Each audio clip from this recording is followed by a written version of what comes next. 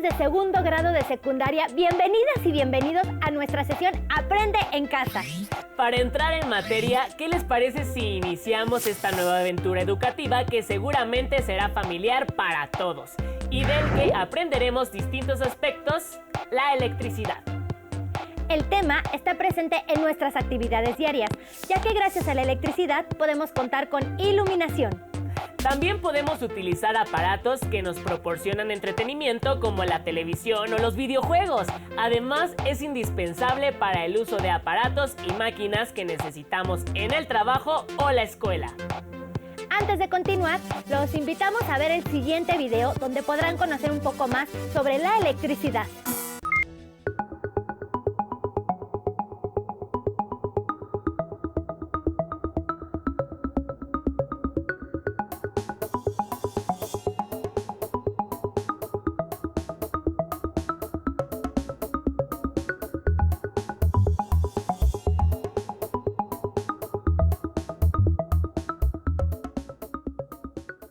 Cuando en una localidad se interrumpe el suministro de electricidad, se detiene el funcionamiento de todos los aparatos eléctricos.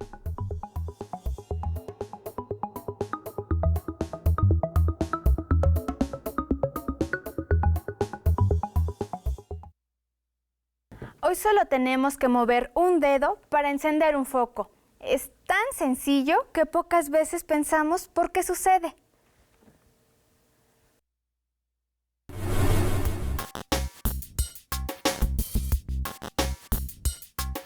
Ya a mediados del siglo XVIII se advirtió que la carga eléctrica se podía trasladar de un sitio a otro. A este movimiento de la carga se le conoce como corriente eléctrica. Pero, ¿cómo es este flujo?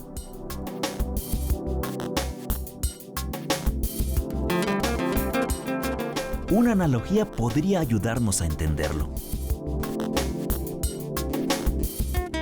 ¿En qué se parecen un río y un cable con corriente eléctrica? Así como el agua fluye por el canal, la carga eléctrica lo hace por el cable. La carga que fluye por un conductor consiste en electrones desplazándose a través de este. Ahora investiguemos si algunos materiales pueden conducir la carga eléctrica mejor que otros.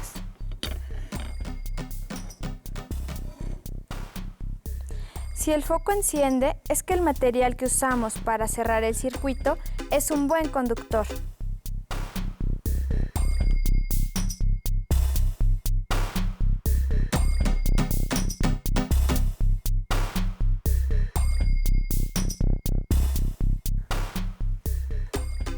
Si no lo hace, el material es un aislante y no permite el flujo de electrones.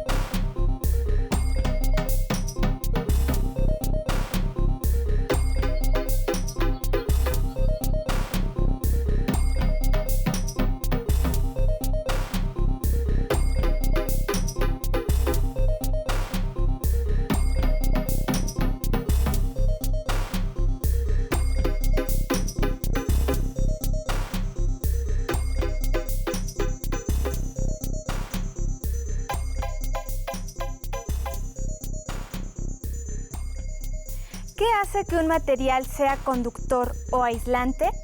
Veamos. En un material conductor, el electrón más externo de sus átomos se puede mover libremente por el material. Se les llama electrones libres o de conducción. A diferencia de los conductores, en los materiales aislantes, los átomos tienen pocos electrones libres o ninguno. Pero, ¿qué causa el movimiento de los electrones? Los electrones requieren de un impulso del exterior, que puede ser una pila o un generador, para ponerse en movimiento y establecer así una corriente eléctrica. Así como para la corriente del agua existen obstáculos, los hay también para la corriente eléctrica. Los obstáculos en el río son piedras.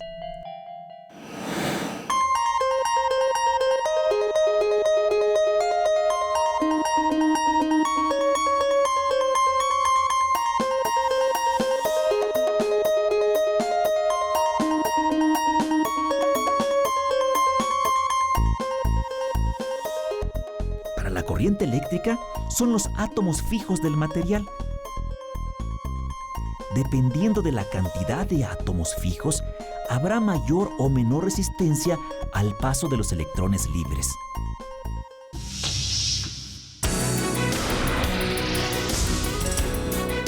¿Sabías que entre los conductores y los aislantes hay una variedad de materiales con propiedades intermedias? Así es. Los materiales semiconductores se comportan normalmente como malos conductores, pero si se contaminan con átomos de un material conductor, tal como un metal, se manifiestan efectos muy curiosos. Por ejemplo, dejan pasar la corriente eléctrica en un sentido y la bloquean en sentido contrario. Los semiconductores se utilizan para controlar con mucha precisión el flujo de la corriente, como en los circuitos de las computadoras y las calculadoras. Imagina que estas canicas son electrones.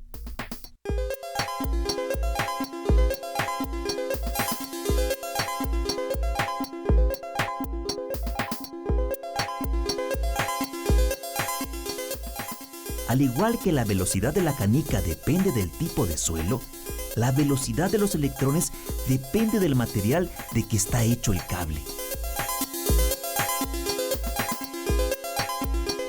Pero, ¿qué fuerza consigue mantener a los electrones fluyendo por terrenos tan escabrosos?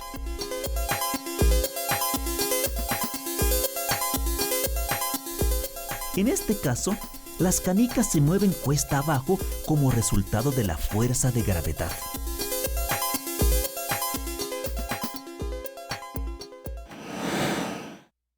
En el caso de los electrones, la fuerza necesaria para impulsarlos está provista, por ejemplo, por una pila voltaica. Esa fuente de energía también puede ser un generador, tal como el de las plantas eléctricas. Muchos de los grandes descubrimientos relacionados con la electricidad se produjeron durante los siglos XVIII y XIX. Alessandro Volta medía la intensidad de la corriente eléctrica por medio del tacto. Este científico inventó la batería eléctrica, conocida como pila voltaica, en su honor.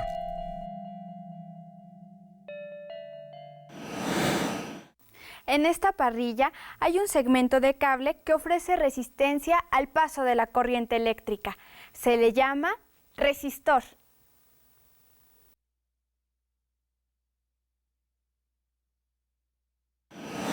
Cada vez que un electrón de conducción choca con un átomo, le cede energía cinética. A causa de innumerables choques como este, todos los átomos del sólido aumentan su energía de vibración y, en consecuencia, el material aumenta de temperatura. Efectivamente, el resistor se calienta. De la misma manera que el agua, al transferir energía cinética a las aspas del molino, se frena.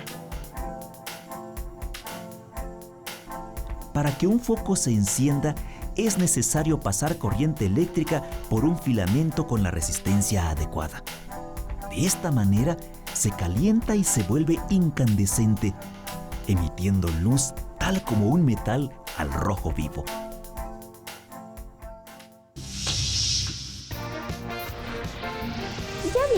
qué es la corriente eléctrica y que hay materiales conductores y aislantes, así como la resistencia que ofrece. ¿Podrías armar un circuito eléctrico para encender un foco con estos materiales? ¿Qué materiales usarías para ofrecer mayor o menor resistencia? ¿Cómo la ves? Hoy en día, muchos procesos dependen de la energía eléctrica. Si no hubiera electricidad, ¿qué aparatos en tu casa dejarían de funcionar? ¿Cómo serían tus clases en telesecundaria? Los beneficios de la corriente eléctrica son tantos que se hacen enormes esfuerzos por llevarla a los lugares a donde falta. Por eso, quienes contamos con este servicio, no debemos olvidar la importancia de ahorrar energía eléctrica.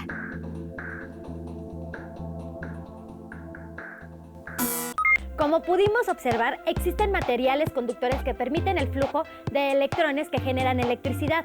También hay materiales como la madera o el plástico que son aislantes, pues no permiten el flujo de los electrones.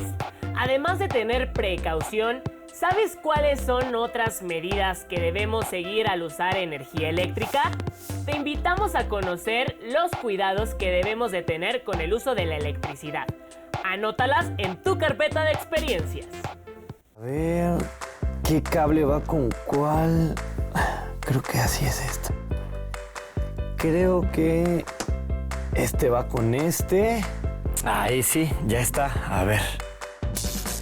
No, ¿qué pasó? Pero si solo junté los cables y... creo que debo de tener más cuidado con la electricidad. ¿Sabes cuáles son las precauciones que debemos de tomar al usar la energía eléctrica? Si bien la electricidad es necesaria, debemos tener cuidado al usarla, ya que puede provocar incendios o descargas eléctricas, es decir, el paso de la corriente por el cuerpo humano y que dependiendo de su intensidad, duración y trayectoria, puede llegar a ser muy peligroso. Para evitar riesgos por el uso de la electricidad, debemos de seguir normas de seguridad. Por ejemplo, evitar manipular aparatos eléctricos con las manos mojadas, dado que el agua es conductora de electricidad. Utilizar guantes dieléctricos creados con materiales aislantes como goma o látex, pues estos impiden la conducción de electricidad. Procurar que toda instalación eléctrica cuente con mecanismos de protección como tomas de tierra, interruptores y fusibles. Colocar los aparatos y contactos de electricidad lejos de las tomas de gas y agua. Desconectar de la corriente eléctrica cualquier aparato que deba ser revisado. Verificar que los cables eléctricos estén cubiertos de goma o plástico. Evitar conectar varios aparatos eléctricos en un solo contacto. Y colocar tapas protectoras en los contactos eléctricos cuando haya niños pequeños en casa. ¿qué debemos hacer en caso de un accidente eléctrico?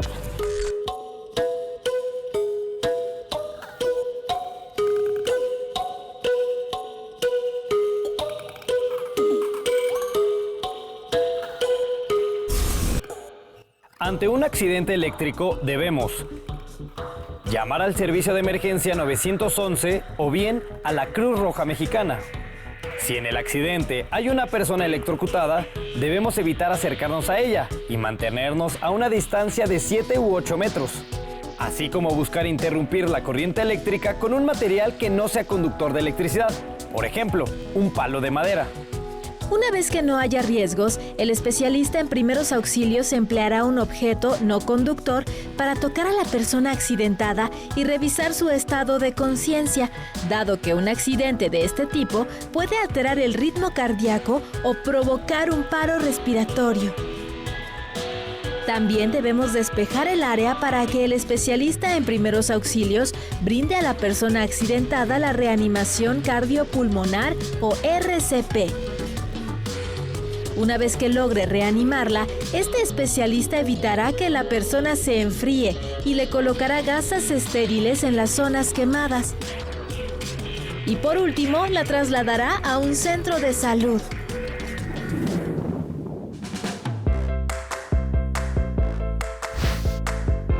Ahora sé que para arreglar mi ventilador Lo mejor es buscar a un experto antes de poner en riesgo mi salud o provocar un accidente. ¿Y tú qué otras medidas de prevención conoces? ¿O cómo puedes actuar ante un accidente eléctrico? El aprovechamiento de la electricidad facilita nuestras actividades, pero en su manejo debemos seguir las medidas de seguridad indicadas para evitar accidentes. Los invitamos a que elaboren un tríptico o un pequeño cartel. Recuerden anotar en su carpeta de experiencias las precauciones que debemos tener con el uso de la electricidad. Hemos llegado al final, pero recuerden que pronto tendremos una nueva cita en Aprende en Casa, donde podrán avanzar en el aprendizaje y asimilación de los temas que componen el plan de estudios. ¡Hasta pronto! ¡Hasta pronto!